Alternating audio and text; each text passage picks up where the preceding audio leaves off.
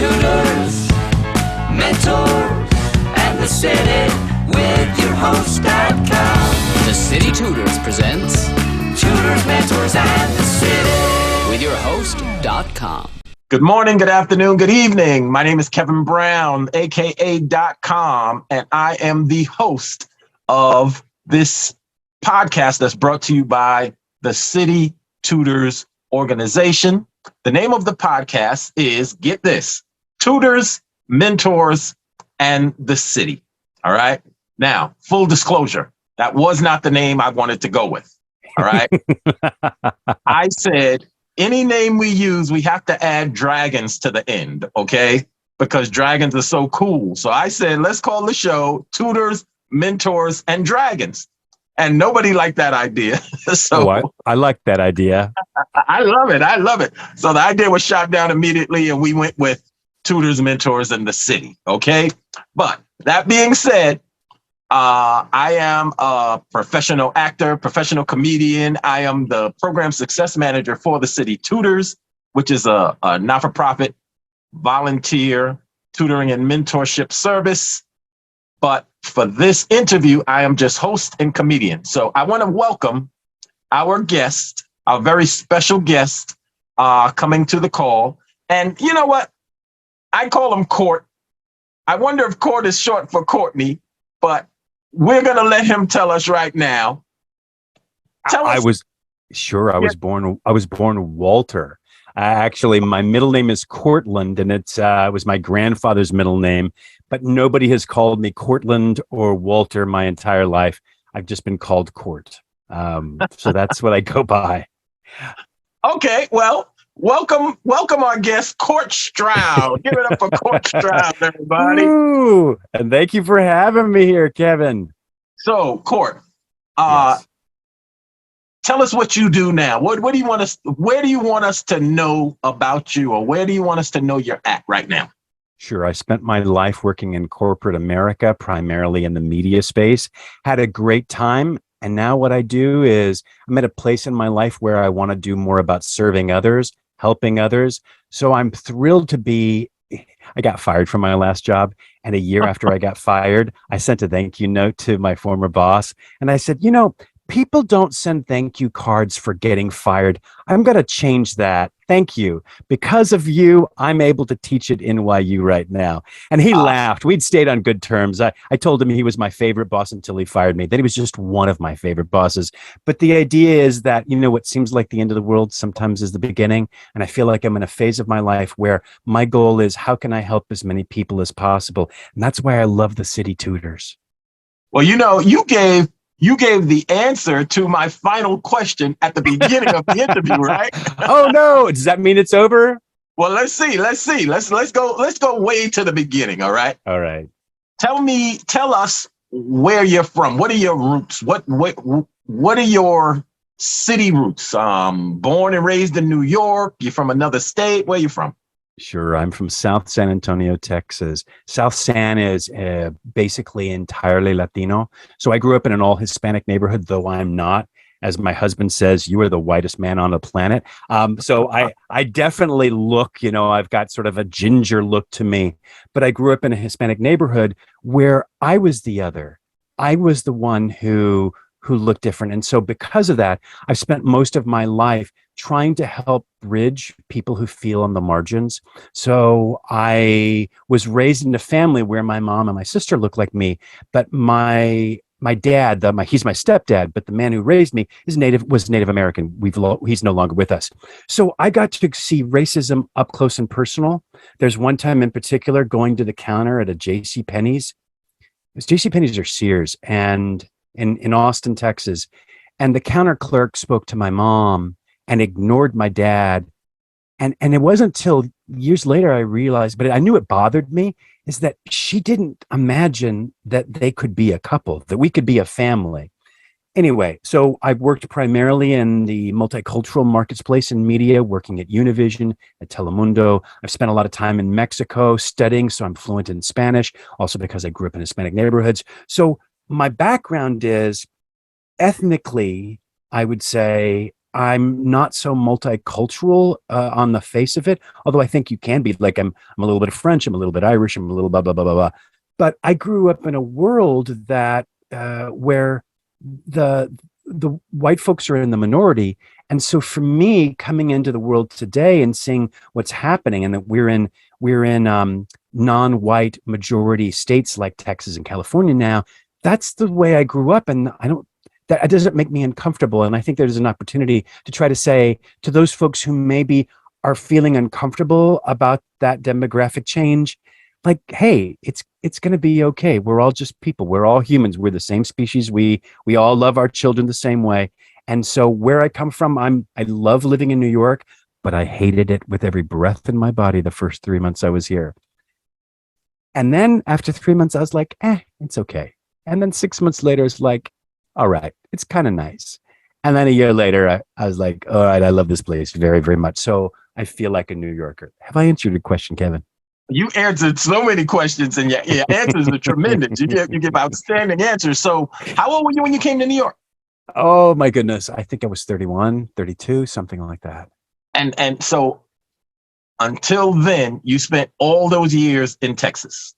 No, I lived most of it in Texas. And then I decided that I needed to see more of the world. I moved to Mexico City. So I had gone to study a number of times, but I never had much money because I paid my own way through college. And, I would go for like a week and study. And so when I was going to go to grad school, I decided that I was going to take some time off, take some classes in Mexico City. And I ended up working in Mexico, and I stayed there for a full year. Then I lived in Boston for 2 years for grad school. And then I came to New York. Okay, let's go earlier than that. Public school, private school. What kind of schooling did you go to as a youngster? So I'm from a neighborhood where nobody went to a private school. It's funny because I think that is a different dynamic than what I am used to even hearing about. My mom was an elementary school teacher. My dad was a junior high school dropout. And so I both had a parent who spent a lot of time talking about the love of education. So I have that within me. But we never made a big deal about education because my dad was a junior high school. He had a GED, and he was a bricklayer. And so I had the beauty of never being raised to be an intellectual snob, but yet also having an appreciation that reading is fundamental. Reading is important. Learning is good. And so I was a public school kid. All right, I'm going to just say it. I'm a Harvard graduate. And so I went to public schools. I went to a public university. I couldn't dream. It was enough. It was hard for me to believe I could go to college. And I was lucky to grow up in Austin, and there's a lot of great colleges there, and UT Austin was there, and I was lucky enough to get in. And so the whole idea of private school is one that it took me decades to even think was possible. I dreamed of going to Harvard, but I couldn't imagine. Nobody in my neighborhood goes away to college, much less go. I mean, I think in my high school, which was the biggest high school in the state of Texas, there was one kid who went to an Ivy League school, and his dad had graduated from there, and his parents had divorced, and his mom didn't have much money, so she moved into our neighborhood. Like, it was just not that kind of a setup where, like in New York, and I hear people talk about, oh, my daughter only got into Brown. I'm like, Brown is a freaking great school, but there's just a lot of pressure. And my point is, I didn't have that pressure. Like, my stepbrother and stepsister are high school graduates and proud of it. And we're proud of the fact that they are. Like, not everybody needs to go to college, but those who do, I think sometimes need a helping hand again, which is why I love the city tutors, because it's saying each one teach one. How do you throw it a hand and lift somebody up? Okay, so you said a lot. You said a lot in that. You took me down a lot of little alleyways just now, right? So I'm going to pinpoint a couple real quick. Good. Were you deemed like? Did they recognize that you were that kid that could go to Harvard and actually graduate? Like, were you the smartest kid in school? Were you the smartest in your class? I wasn't. And it doesn't mean that I didn't apply myself, and it doesn't mean that I didn't try.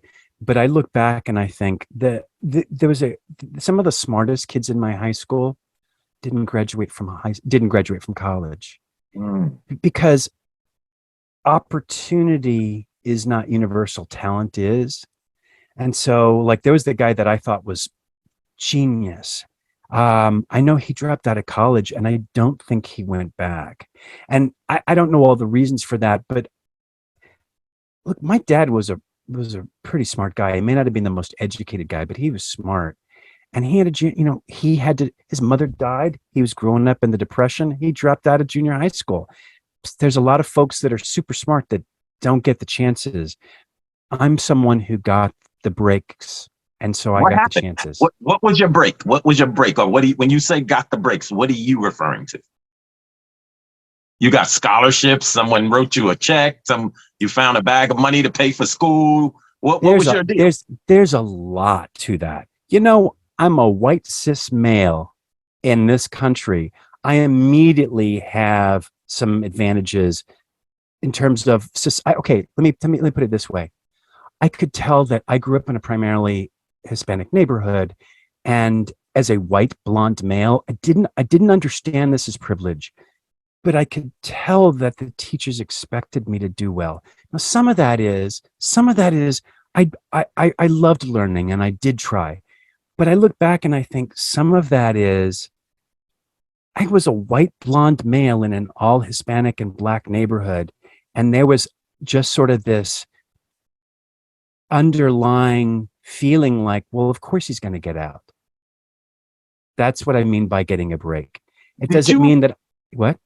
I'm sorry to interrupt. Is this something that you are recognizing in hindsight, or did you sense it then? Was that an awareness you had back then? I don't think that I could to have defined it as understanding my privilege as a male and as an Anglo-Saxon male. I don't think I would have defined it that way, because that's not that wasn't a term that was around. When you're 7 years old, all you know is, like, I loved my teachers, all of them. And I think that they loved me too. They're teachers, they may love him, but as a little kid, you think, oh, the teacher loves me and I love her back. And I think that they wanted the best for all their kids. But I wouldn't be surprised if some of it is, and look, we're talking about the 1970s and 80s. Right. In Austin, Texas. Austin, Texas was not a big town back then. It was 250, 300,000. So we're kind of talking about more like a small town feel, even though it's a college town and stuff. I just had a woman come speak who was the first African-American reporter in Austin. By the time I'm talking about was about 15 years before there was an African-American reporter on the air in Austin, Texas. So you can we're talking at a different time and place where the expectation is a little blonde kid is going to get out of here.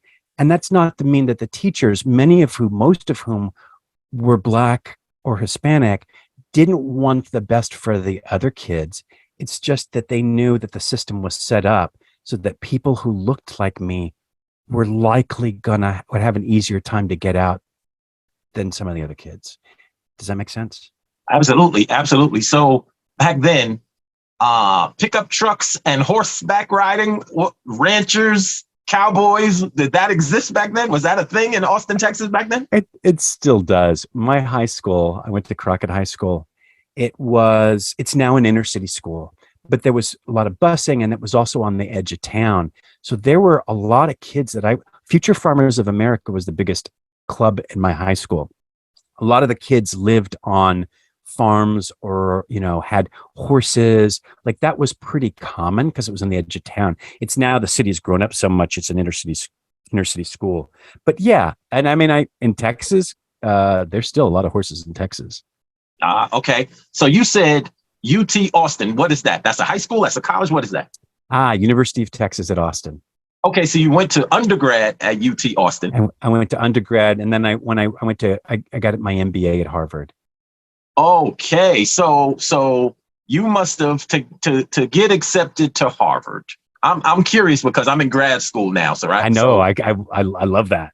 Yes, yes. Now I dropped out of college in '88, so I've been away from academia for 3 decades. So everything is brand new to me. I'm so excited to hear about people's journeys, and that's one of the things that attracted me to this company, and one of the things that attracts me to this podcast, right? Because folks like you are unsung heroes. Now, I was on TV, right? I worked with Emmy award winning directors and Grammy award winning artists and Screen Actors Golden Globe winning actors. But the true heroes, right? The true unsung heroes are folks like you, just taking a life journey, and you're not celebrated. There's no pomp and circumstance if you're, you can throw a baseball, you can catch a football, we celebrate you. But I'm saying all that to say how much I admire you, and thank you again for joining me on this call. No, thank you. But with that, you must have had an incredible what did your GPA look like at UT Austin to get accepted to Harvard? It was a 3.4. It wasn't so great. Really? So what did you do? What was the magic? What happened? I've spent a lot of time thinking about it, and I think it's a couple of things. One, I was working in Spanish language television 30 years ago when I had relatives who said, "Oh, you showed so much promise. Do you even have health insurance?" And what they didn't know is that it was a booming business. And so I applied. It's kind of a whole story, but the day I applied to Harvard thinking I would never get in, I had my application ready to go and just sat on it for months. I thought, why waste my money? I was living in Mexico City at the time. I was teaching GMAT, GRE, and SAT prep while I was living there and taking classes at the same time. And I thought, I'm not going to send this Harvard thing, and there's zero chance. But I believed just enough that it could happen that I sent it in.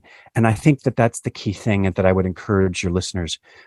It's hard to believe in yourself, but if you can believe just enough to crack the door can open if it's open just a crack. But if you keep it shut and locked, it's never going to open. And I believed just enough that maybe somebody with my background that I sent it in. And then when they reached out to me and they said they wanted to interview me, I didn't believe I'd get in, and I didn't want to spend the money to take a flight from Mexico City. I wasn't making very much money either. I was working under the table. So I was an undocumented worker in Mexico from the US, although I probably shouldn't say that on a podcast.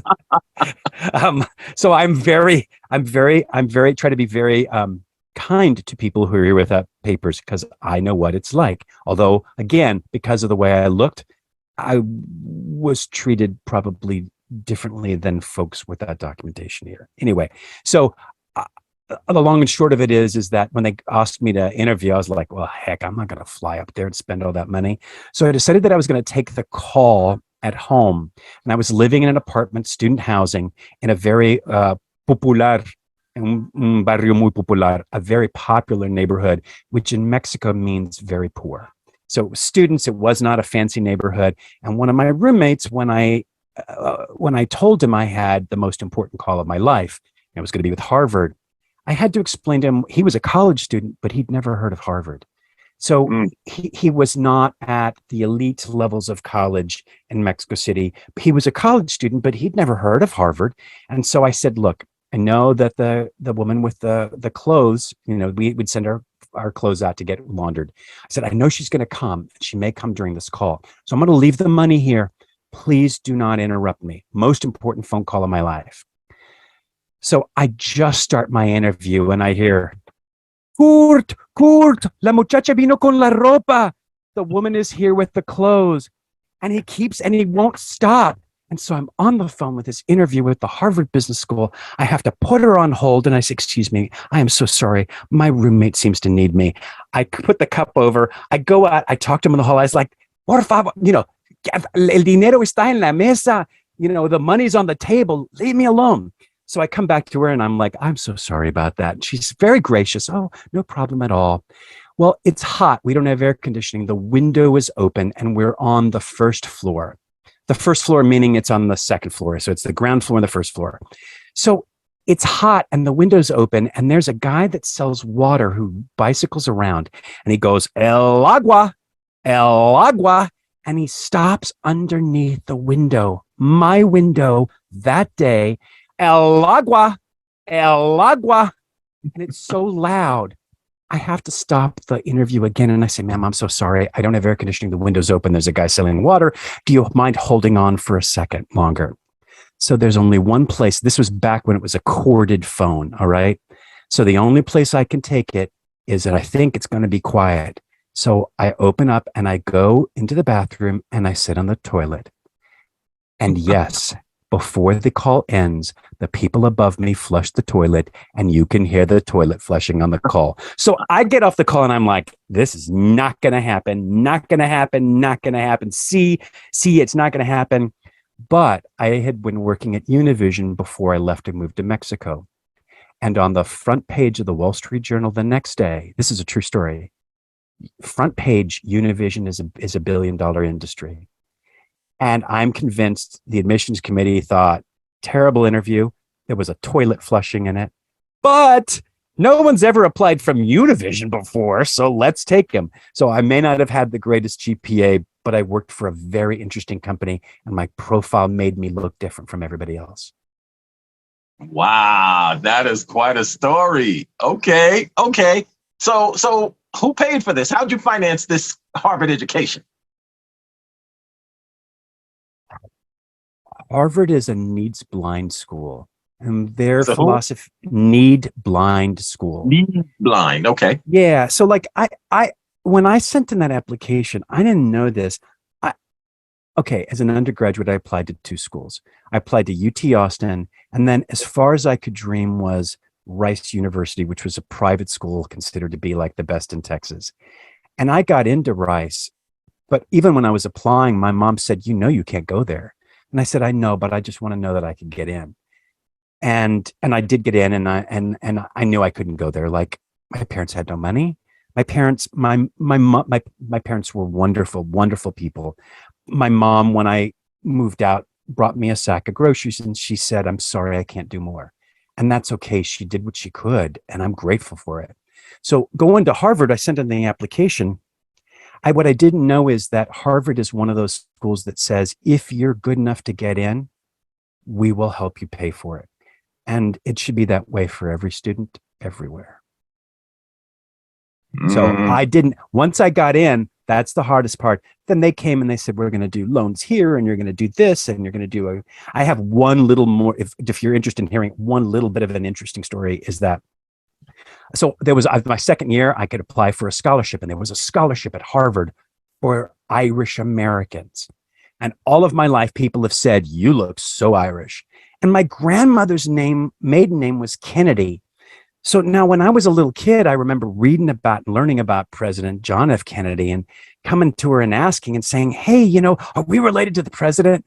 And she said, no, we're nothing like those Kennedys. Now, what I didn't understand until I applied for the scholarship, I won it because I wrote this essay about my grandmother's maiden name was a Kennedy, and it's so good to be, back in the land of the Kennedys where the Irish, blah, blah, blah, blah, blah, blah, blah. So I get the scholarship, and my mother says, no, you're not Irish. You're Scots-Irish. You're not. So I didn't know what to do. I kept the scholarship anyway. But here's the best part. 23andMe came out. I ended up taking it. It turns out I'm not Scots-Irish. I'm a little Scots-Irish. I'm mostly Catholic-Irish. The family didn't want to admit that. So I feel much better about taking that scholarship from Harvard now.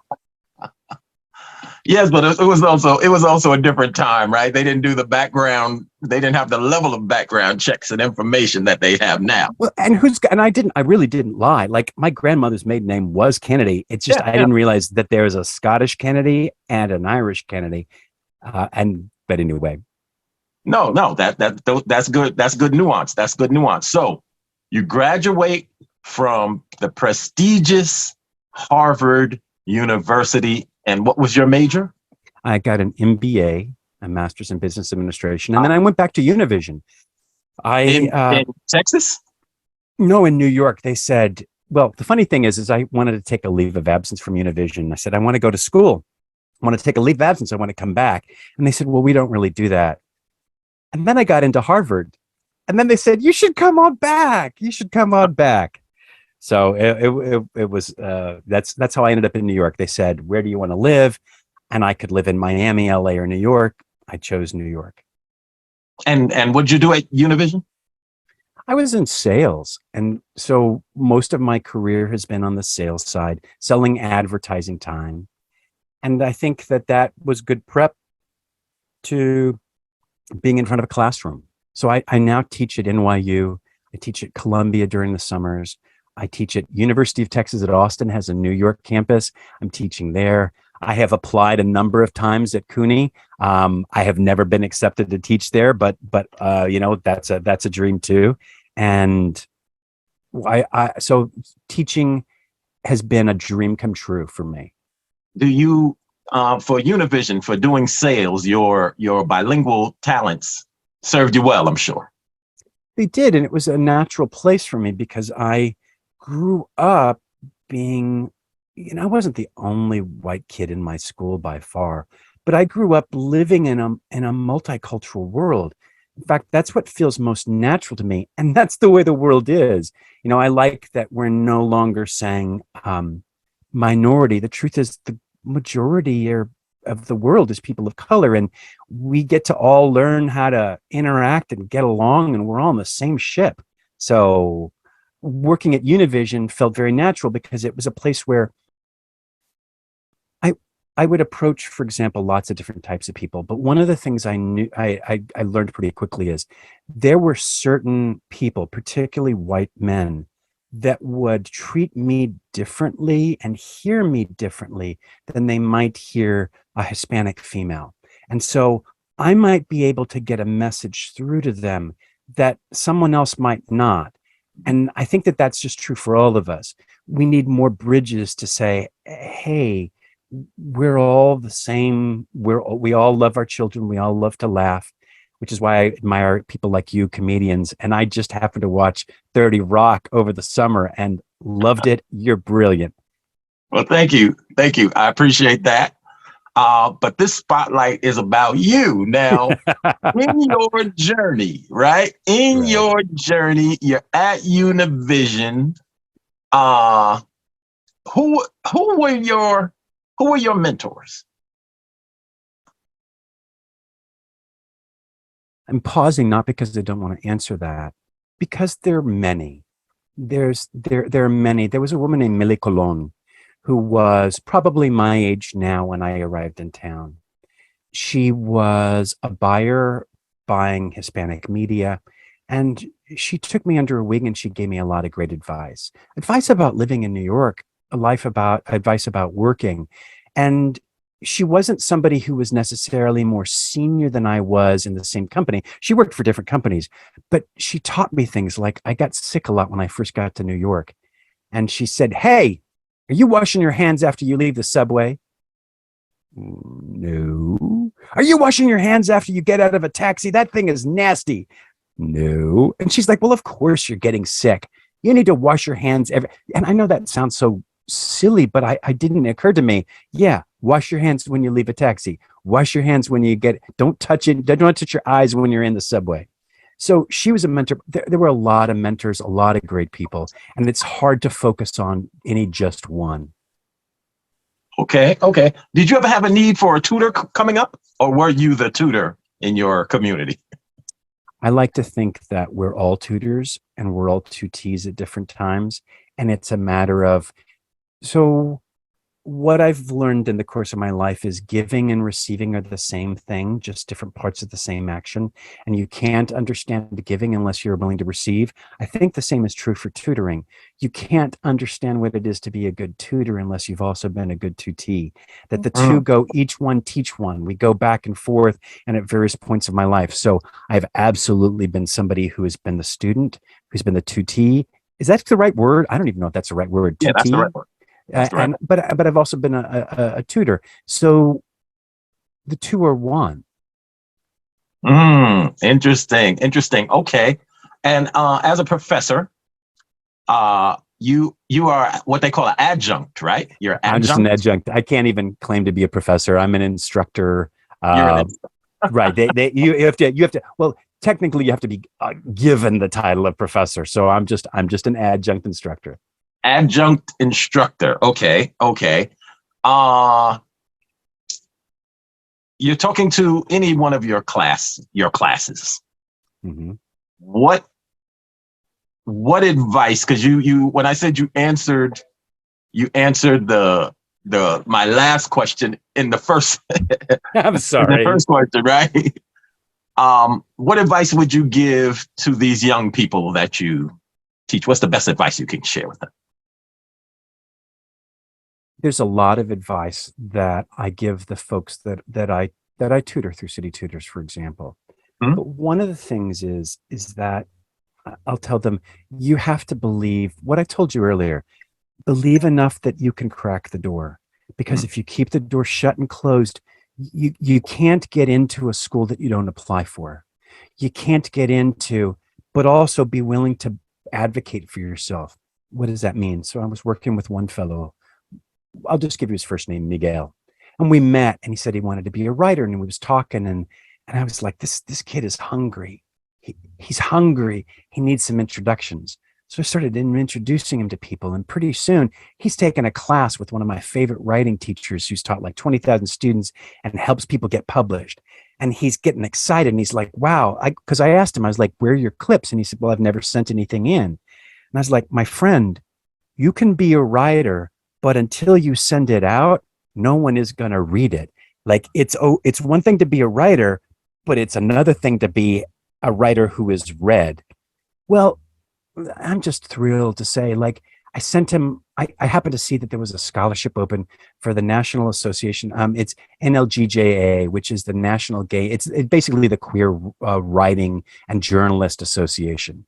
And I saw that there was a scholarship, and he is he's a queer African-American man. And I was like, I sent it to him, and he believed in himself just enough to call me back and talk to me about it.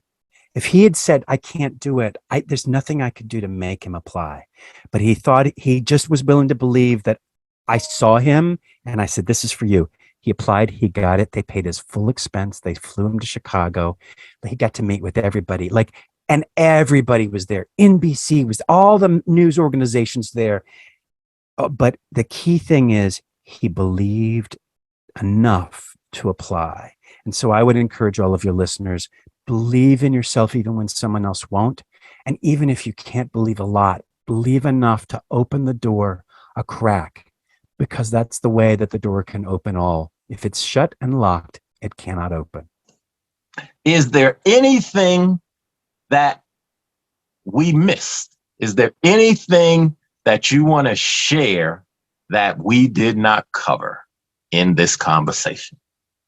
If anyone is listening to this podcast and has not checked out the City Tutors, I suggest that you do so.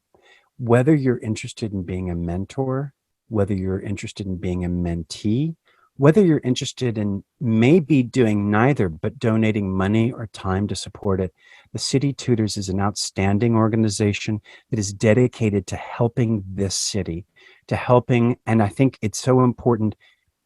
We've just gone through the coronavirus where there's a lot of people were isolated.